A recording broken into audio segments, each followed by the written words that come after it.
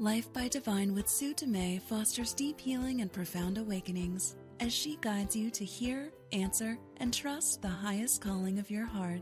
Your host and sacred guide is global impact visionary leader Sue Dumais, a best-selling author, international speaker, and gifted intuitive healer who challenges all of us to shift from life by default or even life by design to truly living life by divine. And now, here is Sue Dumais.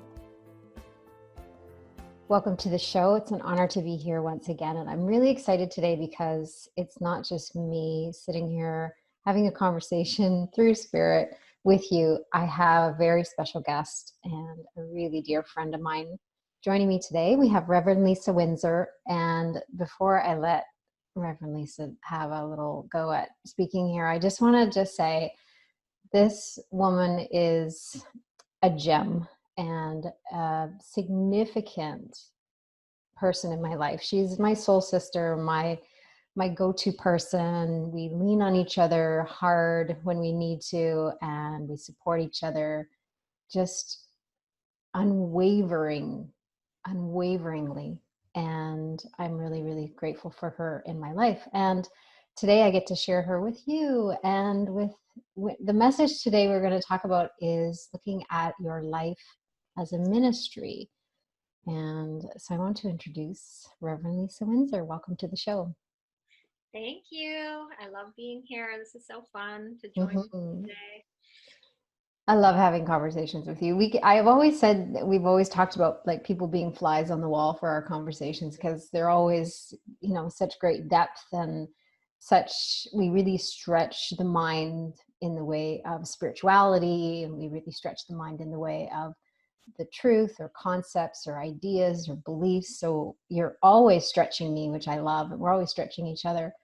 And I find that if we can have more of those conversations, I feel like we could really make a big shift in the world today. I know there's a lot going on out there in the world. And so today I want y'all to just sink in and absorb the conversation and take what resonates, leave the rest behind, but just be open to stretch your mind and open your heart today. Have a little heart scrub with Lisa and I. So Lisa, can you let's back up a little bit and maybe you can just talk a little bit about how you started. You're the founder of Modern Miracles, and maybe you could just talk a little bit about your spiritual path and how you got on your spiritual path and how you came to give birth to Modern Miracles. Okay.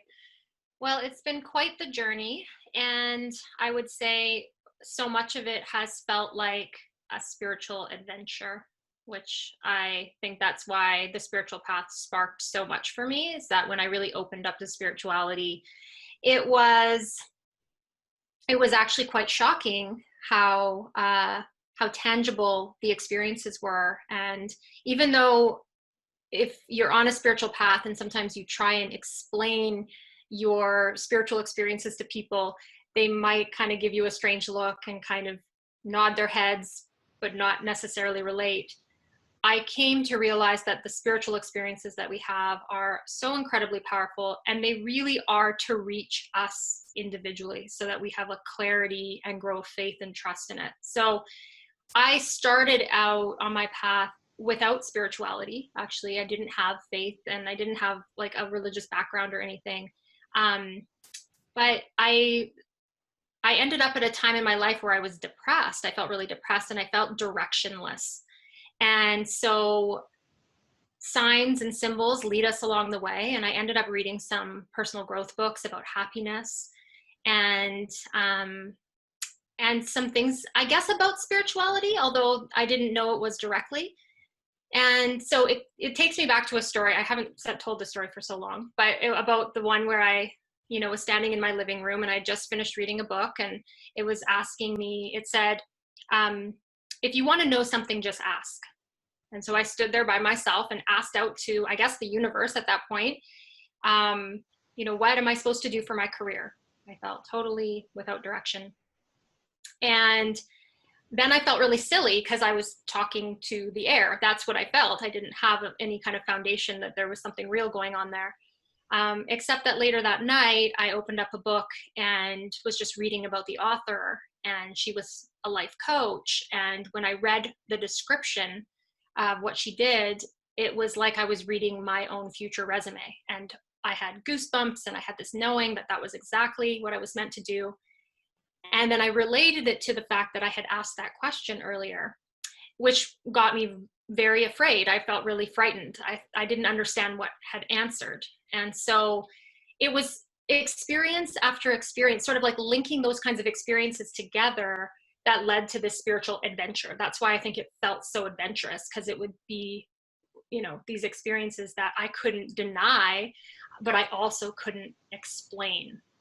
So I ended up, after a few years of kind of reading a lot of spiritual books and having a lot of different experiences with meditation and different things, receiving A Course in Miracles, which is the spiritual text and book and teaching that I have basically devoted my life to sharing and extending the message. It's beautiful because it's a universal spirituality, as you know, and it's what led me ultimately to creating Modern Miracles. So I'll just give a little, like, because it's such a long story in terms of how Modern Miracles came, but basically on a foundational level with the course, you get in touch with your internal teacher. So in A Course in Miracles, that's either the Holy Spirit, and some people refer to the internal teacher as Jesus, because of course the course has got Christian terminology, even though it is a universal spirituality. So the idea is to have a connection, a real relationship with the Holy Spirit, and have that that light, that love guide our lives. And so I, over time, on my spiritual path, built a very, very devoted relationship to the Holy Spirit and to Jesus, and started to listen and follow the guidance that was directing me. And it had a lot to do with listening to the loving voice within, and it had a lot to do with undoing the ego thought system and a thought system of guilt and fear. And eventually, after a number of years, I only started Modern Miracles probably about 5 years ago now. So I was probably 12 years into my spiritual journey. Guidance started to come in step by step about creating Modern Miracles. And it was just one thing at a time. The name came in, and then a few days later it was, you know, choose to register the website name, and slowly but surely people started to come in terms of clients, and and Modern Miracles emerged on my path as this incredible business that I was holding now. And it's been an incredible blessing. One of the things, we're talking about ministry today, and one of the most incredible parts of the emergence of Modern Miracles was when I was building my website. I was doing it very intuitively. I didn't know actually what Modern Miracles was going to be. So I thought, well, definitely life coaching, because I'd done my training with that, and spiritual mentorship, because I've been mentoring lots of people on their spiritual paths along the way, and workshops and retreats and things. And then one day I got this email from an organization, and they asked if I could create a minister training program so that people could become registered ministers in different places, in British Columbia and different places. And it was almost as if Jesus had sent me an email to my inbox. That's how I felt, because when I checked in with myself about, well, could I put together a minister training program, it was as if my entire life had prepared me to say an absolute yes to creating this program. It was like everything I had done on my spiritual path had led me to being fully credentialed, really. I at that point, I had become a minister through another organization, and I had trained a few ministers, and it was just such an incredible piece of Modern Miracles that I didn't ever see or imagine coming. And so the minister training program is another aspect of Modern Miracles. And what was so sweet about it, again, because I didn't know about religion, I didn't have a spiritual upbringing, I didn't really understand what ministry was. I felt that Jesus and the Holy Spirit had to teach me from like the preschool, kindergarten, grade 1, grade 2, like idea of ministry. I really didn't have a connection with that was. And so it's been, in a way, I hold it in a very, I think, different definition than most of us have ever held it. Yeah, I definitely feel that for you. And I want to go back to when you gave birth, or that email. I love that email. I was like, oh, it's like Jesus emailed me and said, hey, you're going to start a ministry training course. I remember that time because we had that's the tail end of me doing the training with you. So I became a minister. I did the ministry training, and you were my facilitator for that year. And I had a powerful year. I know you had an interesting year taking me along for the ride, but I had powerful shifts working with you. And I remember you calling me and saying, I had this invitation and create this ministry training. And I'm like, yeah, like, absolutely. It was just so clear in even in my heart and in my mind. It was like just an absolute yes. And I love what you were saying is like, I've trained my whole life for what you're doing now. And I believe we all have. Our lives kind of prepare us for everything that's on our path, everything. And whether it's, our heart's work or whether it's our family or whatever it is. So my definition of ministry, when I was looking at doing the ministry training, because I was raised Catholic and I shifted out of the religion and let go of that for a long time, and actually kind of denied it a little bit because I couldn't fully embrace it. So when you were talking about becoming a minister way back when, and that was your journey starting, I was curious about it, but it definitely didn't feel like for me. That's not for me. And I was really kind of like not even willing to try it on or look at it. And it slowly started to kind of creep in because your definition and the way you live and the way you integrated your experience of ministry felt completely different than anything that I witnessed growing up. And so when I was really clearly guided to do the ministry training, and I was clearly guided to have you as my facilitator, my intention was to unwind all the leftovers of my religious upbringing that weren't serving me, and to learn to move from religion to really expanding and embracing my spirituality. And it wasn't until after that I realized all of my work I'm doing is my ministry. And my whole entire life has become my ministry. So I love when you're talking about redefining ministry. And so can you talk a little bit more about that, expand a little bit more on that, and how people can actually start to look at their life a little differently from that perspective? Sure. Yeah, I mean, I had some really funny moments with the inner guidance, because I heard things like, everyone has a ministry. And to me, I was like, that's crazy. Like, to think, to me, ministry was like a word of like, it was just directed at those certain people that were going to do that for a job, or that had that calling. And I really felt Jesus was communicating like, everyone has a ministry. He would say things like, it's your family, it's your friends, it's the people that show up in front of you, it's the people that you walk by on the street. He's like, that is your ministry. Because what the definition that came down was that it is the way in which we are inspired to extend God's life in our lives, how we are asked to extend love.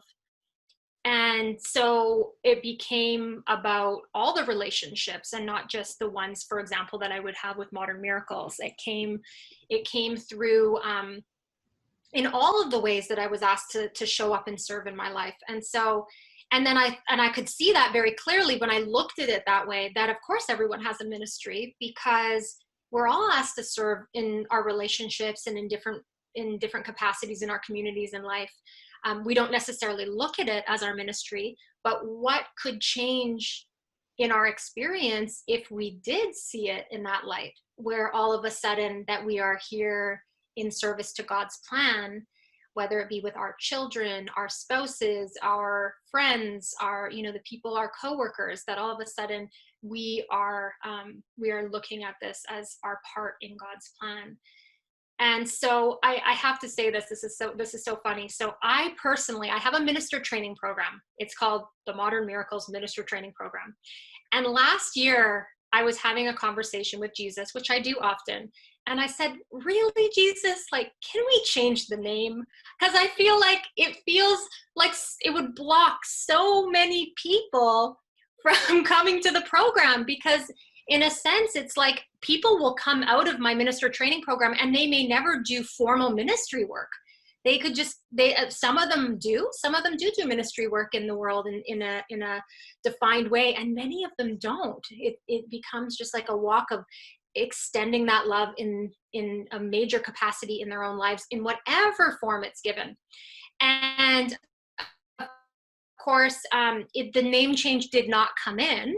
And it's kind of being clarified for me now. It's like, it does feel like an important idea that perhaps there's more of a universal shift needed for us to change our mindset about these words and allow for perhaps our part in God's plan, and to see that we all have an important part to play, an essential part to play. We all have a ministry that's given us to serve and to love and to learn from. Yeah, and my ministry is clearly heart-led living. Of course. And even when we talk about life by divine, we can use the word divine, God, the universe, source. We can use all of those words interchangeably depending on what's comfortable for the individual. But really, when it comes down to life by divine, it's like offering over your life and saying, okay, use me, guide me, direct me, allow me to be that messenger of love. Let me be the lighthouse and provide, the voice that people need to hear, the message that they need to receive, whatever it is. Maybe it's a hand that needs to be reached out, and they can take my hand and walk beside me for a while. Whatever it is, for me, it's like, I offer you my everything. Mm-hmm. And I love when you talk about ministry not necessarily being connected to religion, and not being necessarily even connected to the language of religion. Ministry is just being of service in the world in whatever way you're meant to. And being of service can be like, you may be a janitor and that's your ministry. And you may be, and I love what's happening right now. The one thing about COVID-19 is there's so much gratitude for people that you didn't have gratitude for before. Like, garbage collectors, people that are working retail, the grocery store clerks, the people that are at the gas stations, the bank tellers, like all those people that are still, or essential workers, nurses, doctors, all those people that are on the front line still doing the work, even during the shutdown, where there's so much gratitude. They're living their life. That's their ministry. And you can see how devoted a lot of them are to that work. You can see how that just with the change in the circumstances, that now they're seen as serving a higher purpose, that they're right where they become essential workers in essential services to serve the greater community and the greater good. It was always that way. They were always serving an essential part. We just didn't see it that way, right? So how incredible. I don't think we'll ever be able to go back to the old mindset that those things don't matter, or that they're less than, or whatever category we may have placed them in. It's very healing and helpful for to see. And you're right, that's exactly what it is that they are ministering to so many in the roles that they are playing. And there is no hierarchy when it comes to serving God's love and his plan. It's for him in the sense of being guided, like you were saying. Sometimes we're guided to smile at someone, or to not react when we could, or to to go to a certain store to support that store. We just feel inspired to that certain store, and maybe not to the one we usually go to where the price is less, or whatever it is that feels inspiring. There's so many ways in which we are extending God's love and ministering to whoever we're asked to. And it would never necessarily be seen as defined as, our part in God's plan. So it's very expansive. Mm-hmm. I love the idea to like living on purpose. So it's like, I love there's so many people that are like, I don't know what my purpose is. I don't know how to find my purpose. I'm like, start following your heart, listen to that inner voice, listen, follow the divine, and it will lead you to what you're meant to do, when you're meant to do it, and how. The thing that people get so caught up in the way of purpose is they're looking for like one purpose or one thing or something tangible or concrete. And really it's like you say, it's like ministry is a way of being. It's a state of being in life. It's a way of being in life. And when we look at living life by divine, we're really allowing the divinity or love to animate our lives, to animate us. And therefore that's what we're extending. So there's a great surrender in that. And it's not always easy. There's a huge surrender. Mm-hmm. I think one of the simplest places for us to start, but not an easy place for us to start, is the idea that God has not messed up our plan. Like where we are, he hasn't made a mistake with you. He hasn't made a mistake where we are. Where we find ourselves in this moment today, with the people that surround us, with the job that we have, with the money that we have, is our classroom for remembering who we are and for embracing our ministry. And so much we wait for external changes. Like when I find that purpose, like that, as if the purpose is something outside, some external thing. It's not it. I really realized that because when I discovered that I was meant to be a life coach, I actually became a life coach. And as you know, I had a coaching studio and everything was in alignment with that. And it wasn't it. It was an aspect of the whole, but it wasn't it in terms of where I was heading or the greater purpose of my life. And so I had to walk away for a time. I had to walk away and go deeper into the spiritual path to discover that it can take its part, but it really wasn't it in itself. It wasn't something external I was seeking for. Even if I had the externals in place, there was still something that felt missing on the inside. And it was, I think, the feeling that I am fulfilling my purpose. Like, it's quite an amazing thing when we know that we're in alignment with our purpose. We're no longer trying to fill it. We feel at peace with showing up in our lives. So to me, it's the best news to say to people, listen, like your life is in right alignment for where you find yourself today. And God's presence is here and you can tune into your heart right now and start following it. In fact, it's been speaking to you all along, but you're probably not listening. I mean, you can tell you haven't been listening if you're sad and upset and disillusioned. Right? It's like, it's so beautiful. Like, it's so easy when people come into the space because it's like, no, your life is perfect. That's exactly what we want to work with. Instead of feeling like, okay, we've got all this work to do to fix your external life. I go, oh no, that's too much work. Let's just embrace it as it is now. Not necessarily what people want to hear, but it is a place. It's a starting point for sure. Yeah, absolutely. When we talk about kind of finding our purpose versus living with purpose, it's a feeling of purpose, right? So it's, like I said, it doesn't matter what you're doing. It's the feeling behind what you're doing that we're really capturing with living on purpose and living your life as a ministry. Yeah. Now, your life is unique in the sense of, in that time, you said you took a step back and you kind of deepened your spirituality, but you also had 4 children in that time. Right. There was another calling. Yeah, there was another calling happening at the same time. So can you speak a little bit about family as a ministry as well? Mm-hmm.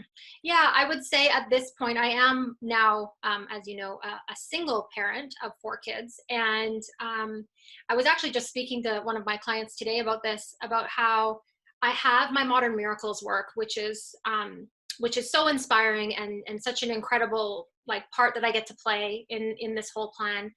And when I complete my calls and I'm complete for my work for the day, I have 4 incredible kids waiting upstairs for me. And I am ministering to them full time. It's just like there's work and then there's me ministering to my kids. There is a call with a capital C when I say call, and a purpose with a capital P that says these are the ones assigned to me to care for, to walk with, to be beside, to feed, to clothe, to provide for. And I really struggled. I will admit this. Like, I really struggled along the way with having 4 kids and being on a very deep spiritual path, because for a long time, the reflections were of people that weren't bound in a family setting. They were traveling the world and living in community, and seemed free. And I kept saying, like, what's going on? I've got this incredible call to wake up and to be free and to follow my heart completely. And I've got these 4 kids that are like, they were, I mean, the level of need, the level of distraction, the level of everything that had to go into that. And it took a while for me to get to full surrender. I kept thinking maybe God made a mistake here. It seemed too contrasted for the two to go together. But one day when I was on my knees once again around the subject, I heard the voice of love within me say, your kids are essential and you cannot wake up without them. And ever since that moment, because I felt like I had heard it directly, I heard it directly from source that said, yes, there's been no problem. There's been no mistake. You were meant and inspired to have a big family, and you can embrace them fully. There was such a permission I then gave myself to show up in a major capacity. But absolutely, they are my ministry right now. They're in their teenage years, so they're gonna grow past that. They're gonna become adults. There's gonna be different phases in my life where my ministry shifts and changes. But for these last years, and this so much of the foundational part of my spirituality, my backdrop has been raising, from all the way from having the babies to raising them as little ones to now we're in the teenage years. And I feel like I'm such an advocate for healing and awakening within the family, because that's been my experience. And it's a very difficult classroom because there's a lot of healing opportunities and forgiveness opportunities. There's a lot of triggers within our families. There's all these things that happen. And yet, there's just a deep trust that, of course, this is the perfect plan for my healing. And so much is healed. I mean, I have incredible relationship with all 4 of my kids. I mean, there's so much love and appreciation in that classroom.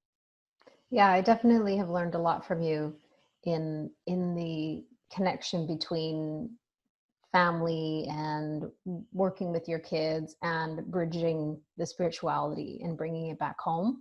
I remember a lot of my work, it was separate. It's like, I'd go to my studio and my work was there, and my work was with my clients and, with you. And then I'd come home and I'd be like, it felt like I was living 2 lives for a while.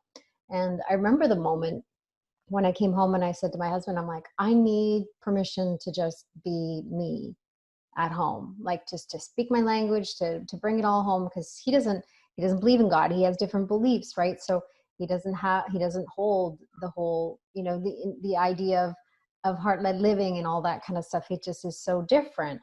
Although he's heart-led, he doesn't call it that. So I needed to bridge it. And I needed to give myself permission. So I'm asking him for permission. I'm like, actually, I just need to give myself permission. He's like, yeah, because he's always like welcoming me to just be me. He's always accepted me. But it was me connecting that and bringing it home. That was really powerful. And that shifted everything. And I listened to you a lot when we were on the phone and your kids would come in, and I was listening to your conversation. I was listening to how you educate them. I was listening to how you connected with them. I was listening to how you would speak to them and integrate some of the spiritual work. And that was a classroom for me, just listening to you teach your kids when I happened to be like a fly on the wall, the other thing I want to talk about too is go back to that piece where you said, I remember you called me after that moment where you were like, you got that download, and you're very clearly like, you cannot wake up without your kids. And that was a big question mark in a lot of people's lives that I work with, including mine. Is like, is this possible? Can I do this? And you'd see examples of, those spiritual gurus and teachers. There were all these lone, like they were on their own. They didn't have their families. They didn't have all of the external kind of, challenges and triggers and things like that. So I always talk about, like, moving to a cave, and I can move to a cave and wake up, but put me back in my life, and I'll get triggered, and life will happen and bump up against my leftovers.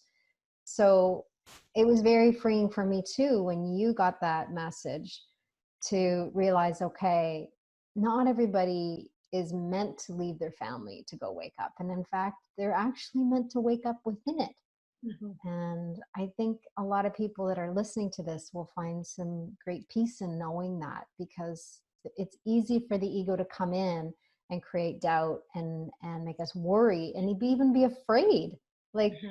I remember a time when everything was kind of falling away, and I'm like, oh, everything's going away. Like, my goats were going away, like, all these things were going away.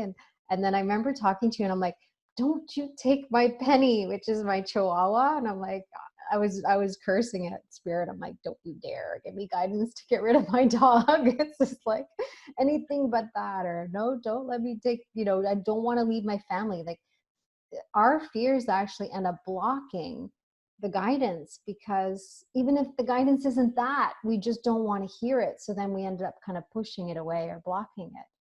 So it's powerful to hear kind of your process, and also for me to witness all your growth, and kind of our journey together has been absolutely an adventure for sure. It really has, and it's been such a blessing. I feel like, in a way, a long time ago, I got that I have to, actually really both of us, we really have to pioneer this path of having this really strong call to awakening within the family. And it's interesting, because I have gone through a divorce, and in the end, I just feel, I feel like I feel so contented with my experience in the marriage and my movement out of the marriage, and so reassured every step of the way. I moved with spirit through every step of the process. And so there's not, and did my healing. And so I'm left with gratitude about where I am today, with my kids. And you said something funny, about, how you came home that day and you said, can I be me? Can I be myself? And one of the things people ask me sometimes is they ask me about how I teach my kids, spirituality. And I always come back to, it's quite funny. Like, I say, well, I demonstrate love and forgiveness and healing. And I demonstrate because I will tell you, they don't want to hear about God. And so of recent, my oldest son, he doesn't believe in God, which I make jokes about. I must have failed miserably in this whole spirituality thing, because my kids, and he's not alone. They're really suspicious. They don't really know if this whole God thing is real. And so I say to them, hey, I didn't believe in God until I was in my 20s. I had to have real experiences around it. But we have this most respectful, loving relationship. And when you had said, you just have to be you, I think that's where I get to extend love to my kids and say, like, I don't need to change you. I don't need you to be something else. You get to be, you do you. I get to do me. We're like freeing them to follow their hearts, to find their way, to even come to their own clarity about these decisions, and their relationship with God, or their relationship with their own spirituality is just, it's so amazing. Like, there's so much, it's just love, right? It's just love to feel that we can be where we're at and embrace it, and be loved there, So there was just a little clarity for me in saying, oh yeah, that's what I've been doing, is just freeing them to just be where they're at with the process. Mm-hmm. Yeah, it's curious with our kids. Like, so with Hayden too, he doesn't believe in God, and I'm like, well, what do you believe in? He's like, I don't know. So he just doesn't have anything. And I remember one time he asked me though, he goes, Mom, do you believe in ghosts? No, I think he asked my husband first. He asked Steve, do you believe in ghosts? And Steve's like, no. And he's like, Mom, do you believe in ghosts? I'm like, yeah, I talk to them all the time. It's like, it's so opposite, but we're so accepting of each other, like all of us.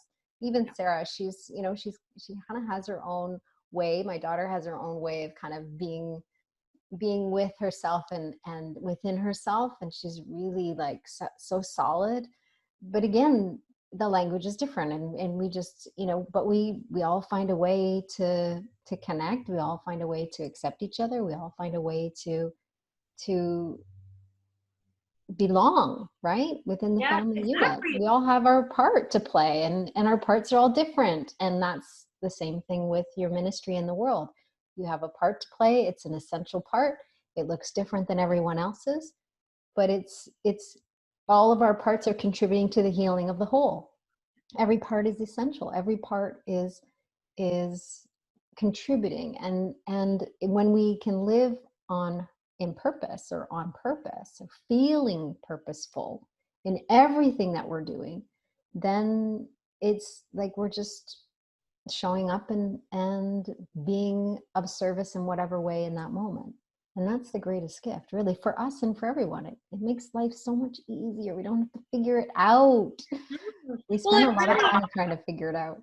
We do, and it really reels us back into the present moment, where our real purpose is to be in alignment with that loving voice and being in alignment with our heart. And when we are there, we're not questioning what else we should add on to it. We're not seeing from a place of lack. We're just present and in our purpose. I would say it's just so simple when we're there, and it's so actually natural when we're there, that I think most people almost miss it. It's like, they're like, I don't know what you're talking about. I'm like, yeah, probably because when you're there in that purpose, and you're in that presence, and you're just sharing love, and you're just feeling like your most authentic you, it's kind of everything, but it's like the simplest thing in the universe. And that's kind of it. So there's a lot of like coming out of this mindset of like even like a future enlightenment, or a future finding something out there, seeking for something. The seeking ends when we accept that our purpose is in the present, in the choice to live with what our heart is saying now. We're not seeking forward. We're landing back in the present moment. That's what ministry is. To minister means you're present in connection with that loving source. You can't minister from a headspace, from getting caught up in your thinking, from trying to plan out things on your own. It really comes from present moment connectedness, and being able to just extend that loving message and essence. One of my favorite things is when you just said, our parts are essential. Every one of us has an essential part to play in God's plan. It does not matter the form. And even if you're listening to this, your part is essential, even in just being the listener of this. Even in just being the listener, your part is essential. And when people come onto calls and they don't say anything, they just come on and I just say, thank you for your presence, for your essential part. And when we widen that idea, it's like, in the interconnectedness of all things, everyone is playing their essential part in God's plan. And it is not for us to judge what that is. In fact, Jesus and the Holy Spirit are starting to say, you all have a ministry, you all have a part. Accept your function, your purpose now by listening and following your heart. I believe it's more, we get so caught up in the doing that what you're talking about is just, it's more about the being. So people think purpose is doing and ministry is doing, but it's really a state of being. And it becomes more about being in the doing. But the doing becomes inspired action. It becomes guided. It becomes in flow. It becomes in alignment with what you're being directed to do. It's like following the directions, like a recipe, step by step, not 10 steps ahead, not trying to figure out what's going to happen later. It's being fully present to here and now and saying, okay, what now? What would you have me do now? And that's that beautiful divine surrender and our willingness to listen. And you said something really important, and I want to go back, because you talk about people missing it. And I'm like, I don't want them to miss what you talked about missing it, because it's so important that I think a lot, it's sometimes so subtle and such a whisper or such a, like a caress of love or connection, that we are waiting for something bigger, waiting for, like you standing in the living room going, what's this all about? And then you feel kind of embarrassed because you didn't get an answer right away, but you certainly got an answer later when you were open to receiving it in a different way. So when we can make those connections consciously, when we can be open and then aware enough that we can connect those link those experiences, the asking with the answer, or the nudge with the knowing. So when we can align with that and really tune into those whispers and be present with them, then that's when the real miracles happen. That's when we really start to see our life shift in extraordinary ways.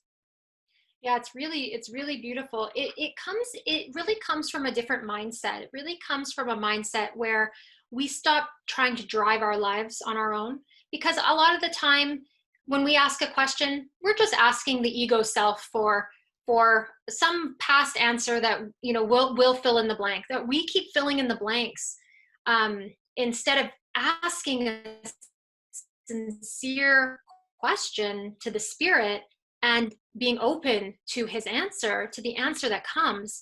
That's where things really start to shift, when we get into a sincerity about really saying, I have a part in God's plan.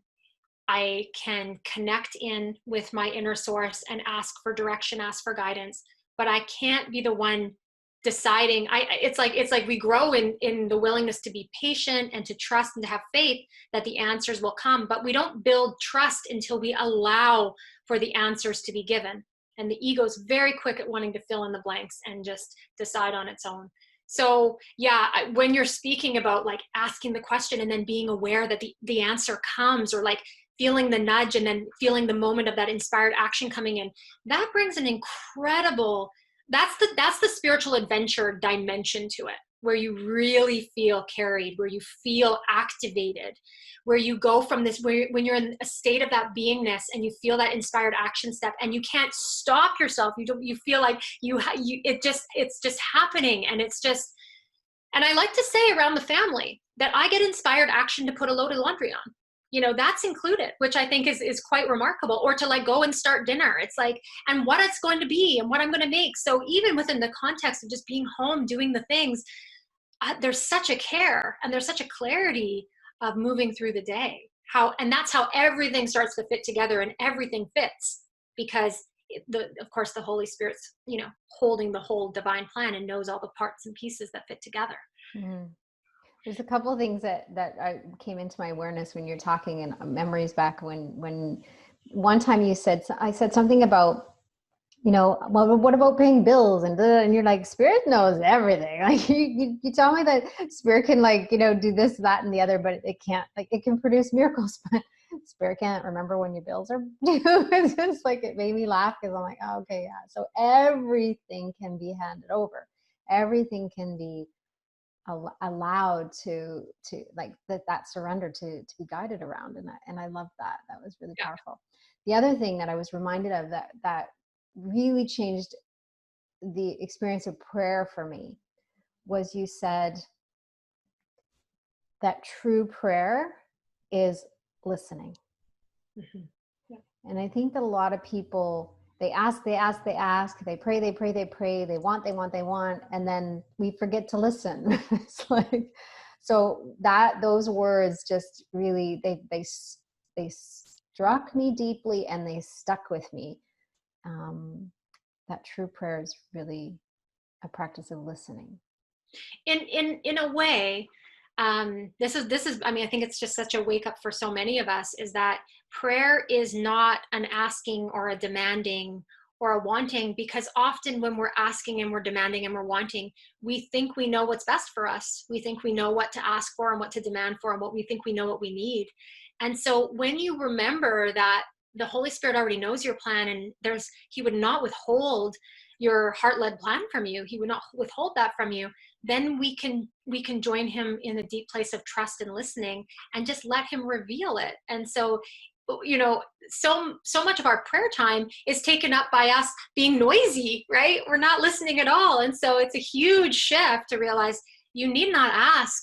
It is given you just for who you are. It is given you, but you must listen. You must learn to listen to the right voice in the mind, and to and to let go of hearing from the ego's point of view, right? That's like a lot of prayers. I think a lot of people have the wants coming from the ego. It's like what we want out of fear, or what we want from a place of lack or limitation, or yearning from that place of wanting to fill a void. So I think a lot of prayer can come from that, the ego hijacking it as well. So I love that you kind of took a moment to kind of discern the voice of spirit, and then there's the voice of that's ego. right. And also that there's stepping stones around this. Like, the Holy Spirit recognizes that some of us aren't ready to just go into a space of listening, that we're still too afraid that what we care about or what we value or what we think we need is going to be overlooked if we don't ask.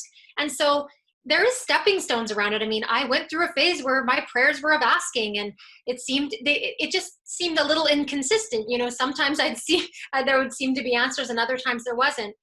Whereas when we let go of our own agendas, then there is no inconsistency. It's just consistently given what is for our highest good, and that's what we're listening for, which I think calms us down and places us in a greater space of peace when we really know that we're looked after.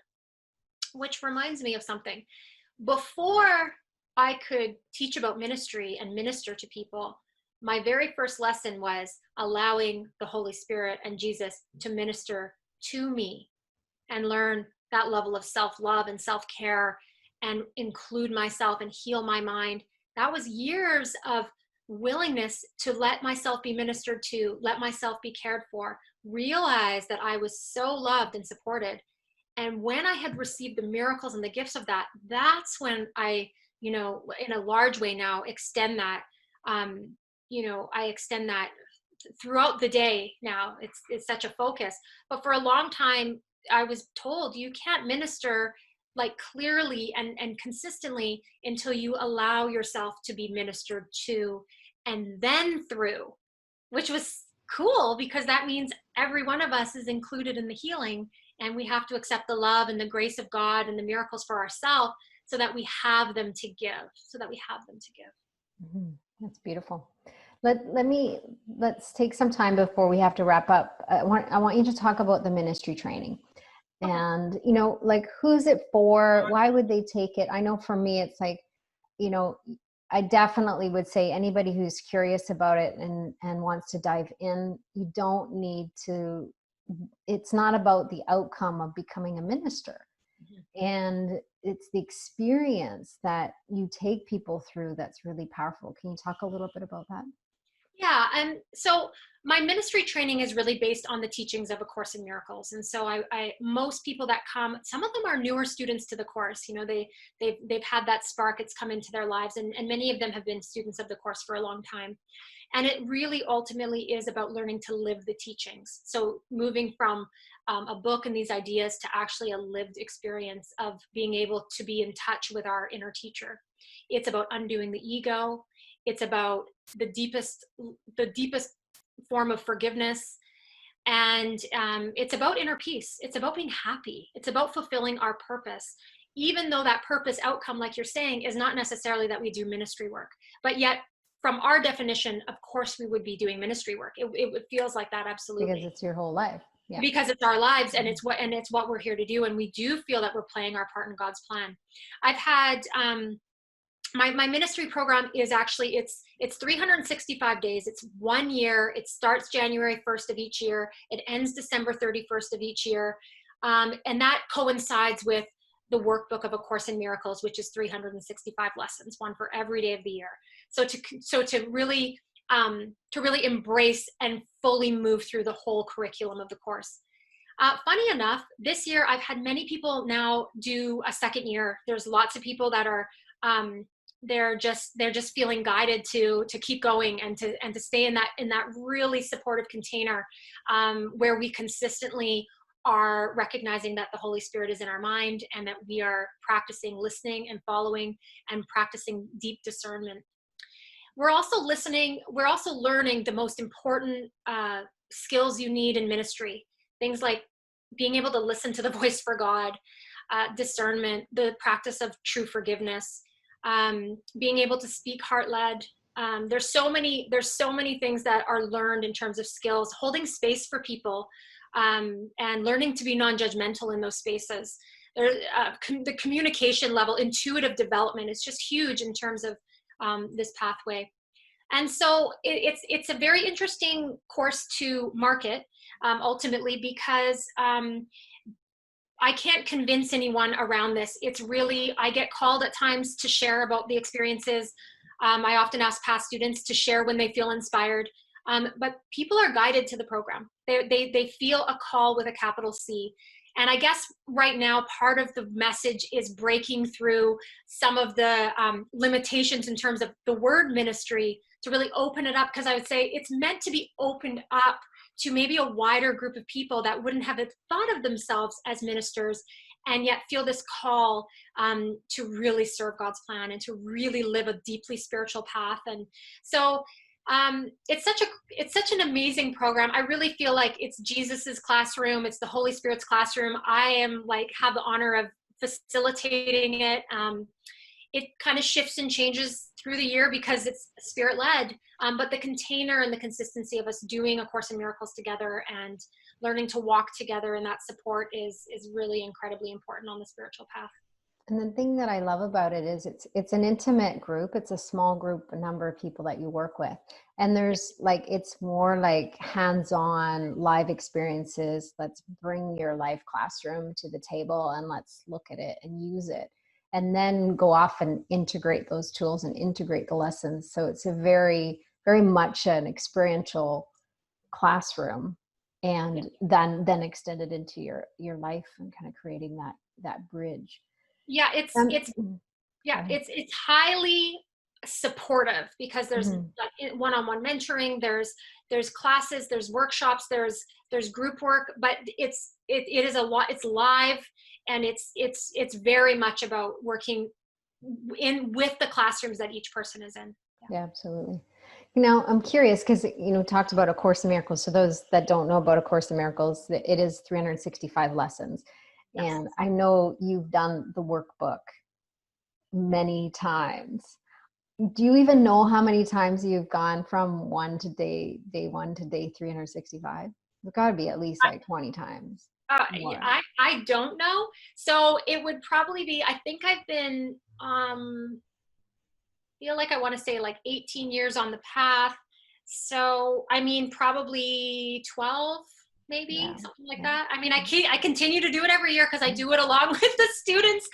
There's also a text. There's a manual for teachers in the book. So that gets read every year. It's quite remarkable. It's an incredible curriculum for awakening. It's incredible. Yeah, I definitely found that for you really landed in that curriculum, and I love seeing you kind of do it over and over and over again, because you're deepening every time. You're deepening, and even in the idea of people doing the ministry training twice, it's a deepening that happens every time you pick it up and continue to do the lesson. So I love that. So how do people get a hold of you? How can they connect with you and learn more about the ministry training if that's what they're feeling called to do? Yeah, so I have a website. It's modernmiracles.ca, and there's a page for the ministry training on there. I think under services, you go onto services, and under that is the ministry training page. You can connect with me you can join my newsletter on there, which I send out just once a month with some, an inspiring blog article, and to keep connected, and also just connecting in if it is a thought, because the ministry training doesn't start until January. It's sometimes wonderful for people to come in and start to connect in, maybe start with some one-on-one mentorship or some group coaching, just to kind of get going, or even have a discovery session with me where they can even just be working with the course on their own, but exploring and deepening with that. So connect with me. I'm so happy to have a discovery session with you and just explore if it feels like a direction. And you will be led and you will be guided if it's something that is meant to land on your screen and in your life. Yeah, absolutely. Love it. Yeah. Well, thank you so much. I appreciate you coming and having this conversation with me and sharing. I really feel it's important, especially right now, for everybody to just shift their perspective about their own personal life, but also about what's happening all globally. There's a massive healing that's happening on a global scale, and a lot of people are really feeling a call to have a different perspective. So I love the ministry. Your life is a ministry. So thank you. Thank you so much for having me. It's just been a joy to join with you today. Thanks. All right. Well, thank you everybody for listening. I appreciate you. I love you. I see you. I honor you. And I look forward to connecting with you next week. Love and blessings.